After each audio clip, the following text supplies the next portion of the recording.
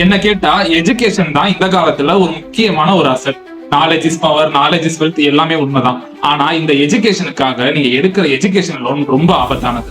Education ரொம்ப முக்கியம். ஆனா அதை ஏன் நான் லோன் எடுத்து படிக்க கூடாது அப்படின்னு சொல்றேன்னா, படிக்கிற பிள்ளை எங்க இருந்தாலும் படிச்சிடும். அது ஹார்ட்வேர்ல தான் படிக்கணும் அப்படின்ற அவசியம் இல்லை.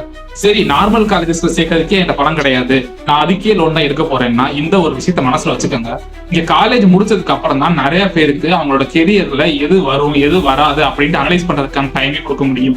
அதுக்கு கொஞ்சம் ப்ரீத்திங் ஸ்பேஸ் வேணும். இப்போ ஃபர்ஸ்ட் மந்த்ல இருந்தே நம்ம இஎம்ஐ பே பண்ணணும், அதுக்காக வேலைக்கு போகணும், சம்பளம் வேணும் அப்படின்ற இஎம்ஐ ட்ராப்ல மாட்டிட்டோம்னா கெரியர் growthல நம்ம டெவலப் பண்ண முடியாம போயிடும். சரி, எஜுகேஷனுக்கு லோன் எடுக்க வேணாம், இப்ப எஜுகேஷனுக்கு அமௌண்ட் வேணுமே, என்ன பண்றதுன்னு கேட்டா, உங்களுக்கு தெரியும் உங்க பசங்களை எப்ப ஸ்கூல்ல சேர்த்தீங்க, எப்ப காலேஜ்ல சேர்த்தீங்க.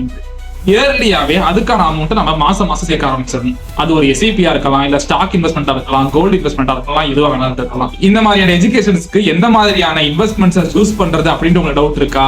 நம்ம பேஜை ஃபாலோ பண்ணிட்டு எனக்கு டிஎம் பண்ணுங்க.